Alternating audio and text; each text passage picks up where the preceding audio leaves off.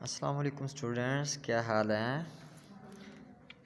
تو آج ہمارا تیسرا باب ہے۔ سب سے پہلے اوپر کلاس ورک پیج نمبر 20، تو پیج نمبر 20 پہ آپ کا تیسرا باب ہے سیرت طیبہ، ٹھیک ہے۔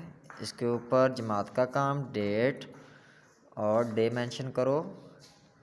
تو اس کے بعد ہم اس کی ریڈنگ سٹارٹ کرتے ہیں۔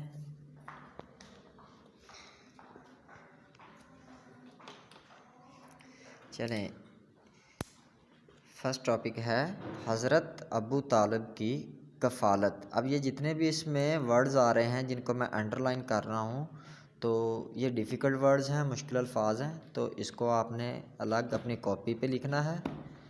تو سب سے پہلے کیا ہے؟ حضرت ابو طالب کی کفالت۔ کفالت کہتے ہیں پرورش کرنے کو۔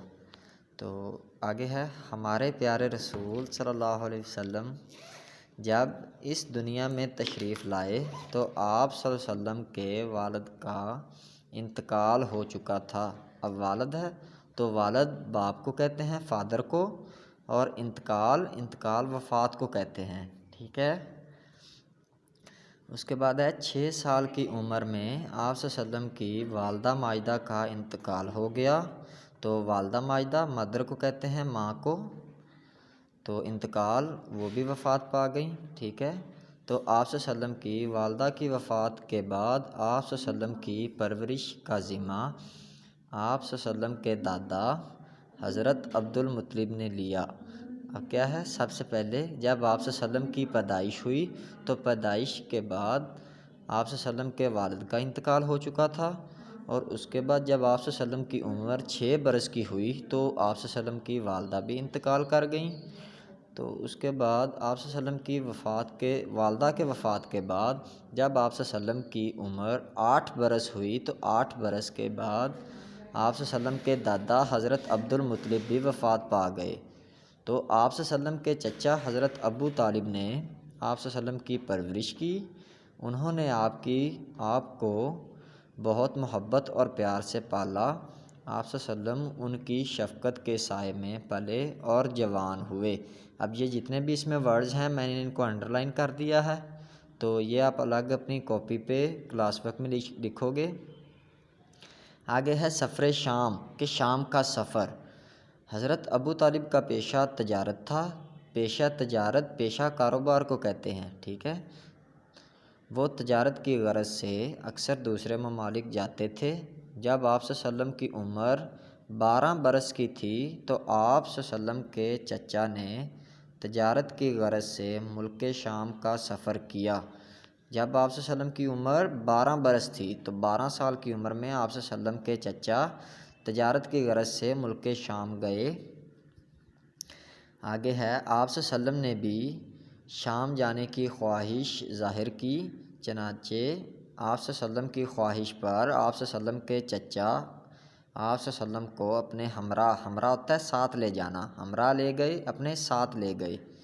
راستے میں حضرت ابو طالب کی ملاقات کہتے ہیں ملنے کو، کہ راستے میں ان کی ملاقات بحیرہ نامی عیسائی راہب، نام کیا تھا عیسائی کا؟ راہب سے ملاقات ہوئی۔ اس نے آپ صلی اللہ علیہ وسلم میں اللہ تعالیٰ کے آخری نبی ہونے کی نشانیاں دیکھیں، اور حضرت ابو طالب سے کہا کہ آپ اپنے بھتیجے کو واپس مکہ لے جائیں، ایسا نہ ہو کہ راستے میں دشمن انہیں نقصان پہنچائیں۔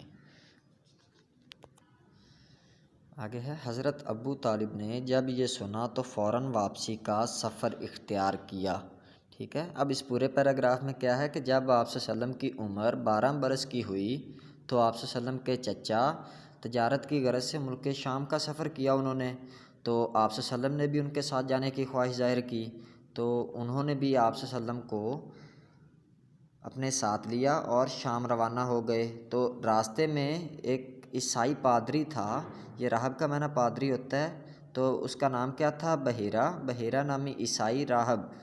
تو وہ پادری تھا، تو پادری اس نے کیا کیا کہ جب اس نے آپ صلی اللہ علیہ وسلم کو دیکھا تو آپ صلی اللہ علیہ وسلم کو دیکھتے ہی آپ صلی اللہ علیہ وسلم میں اسے اللہ تعالیٰ کے آخری نبی ہونے کی نشانیاں ظاہر ہوئیں، تو اس نے فوراً حضرت ابو طالب آپ صلی اللہ علیہ وسلم کے چچا کو کہا کہ آپ اپنے بھتیجے کو فوراً مکہ واپس لے جائیں، ایسا نہ ہو کہ دشمن انہیں نقصان پہنچائیں۔ تو جب حضرت ابو طالب نے یہ سنا تو وہ فوراً انہوں نے واپسی اختیار کر لی، ٹھیک ہے۔ اس کے بعد نیکسٹ ہے حلف الفضول۔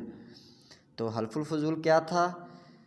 حضور صلی اللہ علیہ وسلم کی جوانی کے دور میں عرب کے دو قبیلوں قریش اور قیس کے درمیان ایک جنگ لڑی گئی۔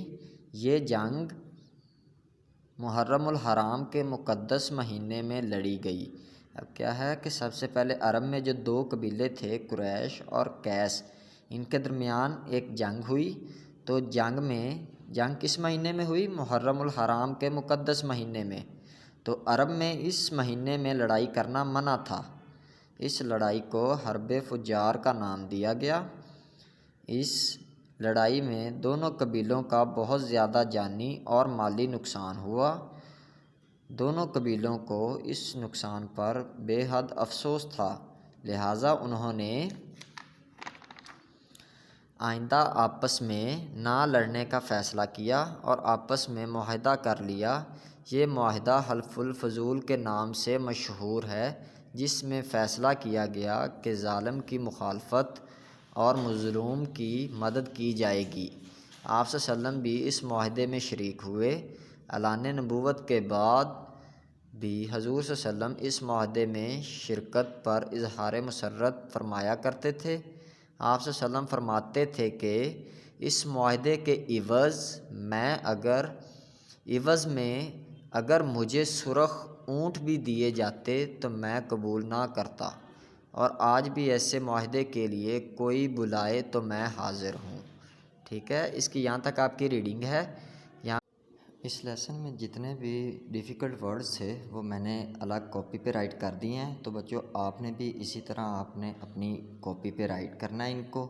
تو دیکھو سب سے پہلے آپ نے پیج ریڈی کرنا ہے، سائڈ پہ ریڈ مارجن لائنز اور 2 بلو لائنز۔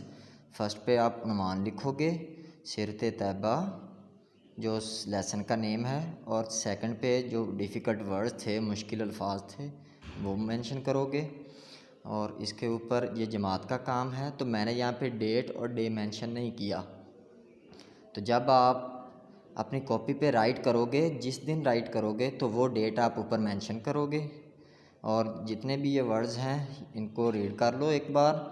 کفالت، انتقال، عبد المطلب، خواہش، حلف الفضول، حرب فجار، جانی اور مالی، مظلوم، شریک، اعلان نبوت، عوض، مقدس، ٹھیک ہے۔ تو یہ ڈیفیکلٹ ورڈز تھے، آپ نے بھی اسی طرح اپنی کاپی پہ رائٹ کرنے ہیں۔